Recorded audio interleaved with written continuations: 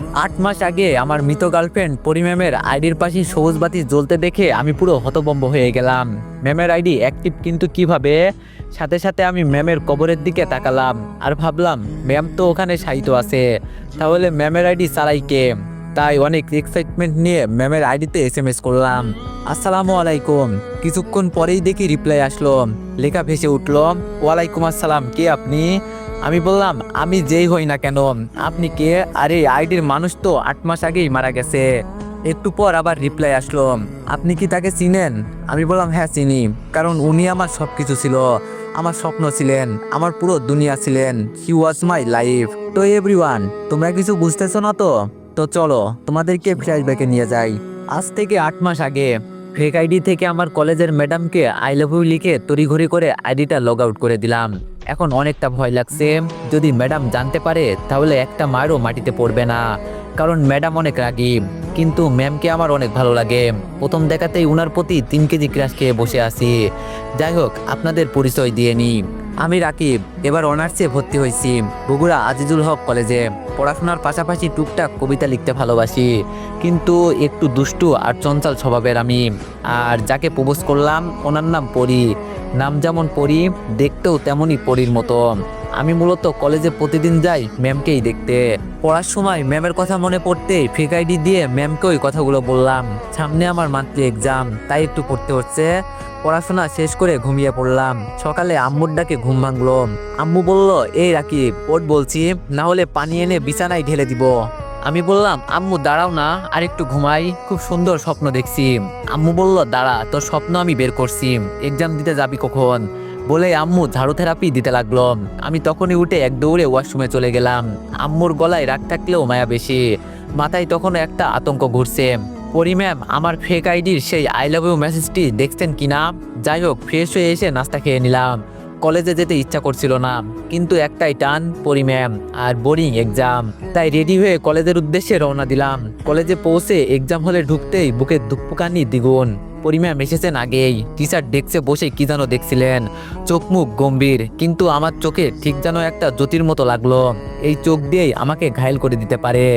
হঠাৎ ম্যাম আমার দিকে তাকাতেই আমি তড়িঘড়ি করে মাথা নিচু করে ফেললাম। মনে হচ্ছিল যেন চোখ দিয়ে আমার অপরাধ বের করে ফেলবেন।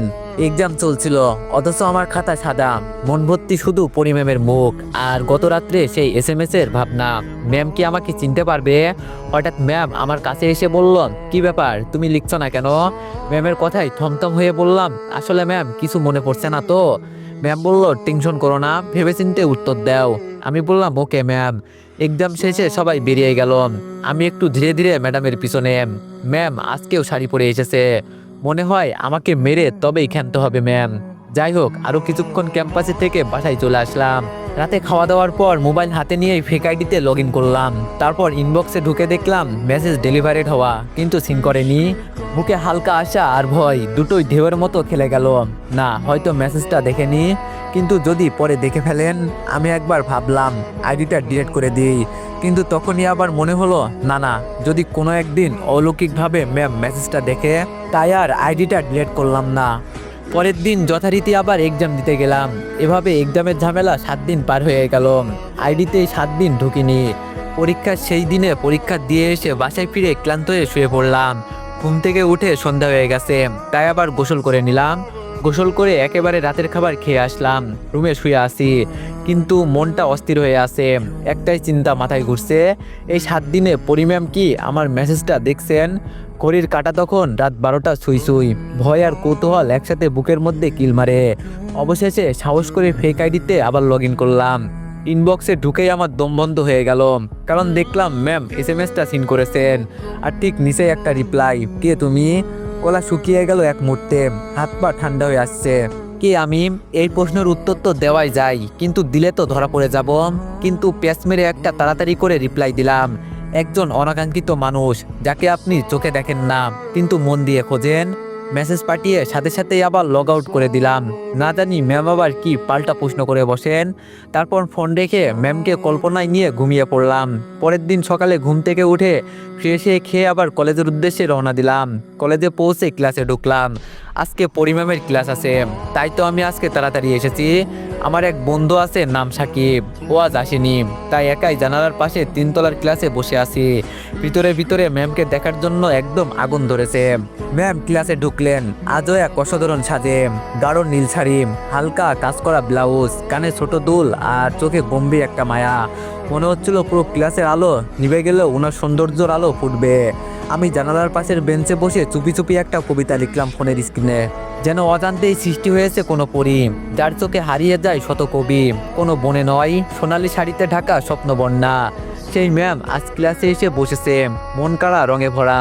কবিতাটা লিখে আমার ফেক আইডিতে লগ ইন করলাম, তারপর কবিতাটা টাইপ করে ম্যামের ইনবক্সে পাঠালাম, তারপর সাথে সাথে আবার লগ আউট। ম্যাম পড়াচ্ছেন আর মাঝে মাঝে মোবাইল স্ক্রিনে তাকাচ্ছেন। আমার বুক ধুকপুক করছে। হঠাৎ ওনার ঠোঁটের কোণে একটু হাসি টের পেলাম। উনি কি কবিতাটা পড়তেছেন, হয়তো পড়ে হাসতেছেন। কবিতাটা পড়ে ম্যাম আশেপাশে তাকাচ্ছেন আর ভাবছেন কে এরকম কবিতা পাঠাচ্ছে।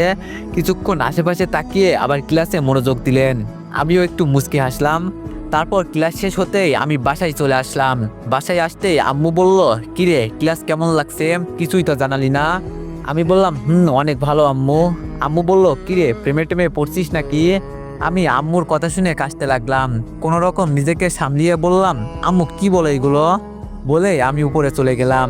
আম্মু জোরে বলল, কেউ থাকলে জানাতে পারিস কিন্তু। রাতে খেয়ে শুয়ে আছি, কিন্তু ঘুম ধরছে না। রাত প্রায় 12টা বাজে, চারিদিকে নিঃশব্দতা। জানালার পর্দে একটু দুলছে বাতাসে। বিছানায় শুয়ে আমি ফোনটা হাতে নিয়ে আবারও ঢুকে পড়লাম আমার সেই রহস্যময় ফেক আইডিতে। লগ ইন করতে ইনবক্সে ঢুকে আমার চোখ আটকে গেল, কারণ পরিম্যামের একটা নতুন মেসেজ। তো এভরিওয়ান, অনেকদিন পর গল্প ছাড়লাম, তো তোমরা একটু বেশি বেশি কপি লিঙ্ক করে দিও আর একটা করে কমেন্ট করে দিও। আর গল্পটি ভালো লাগলে সবাই একটু কমেন্টে জানিও। ধন্যবাদ।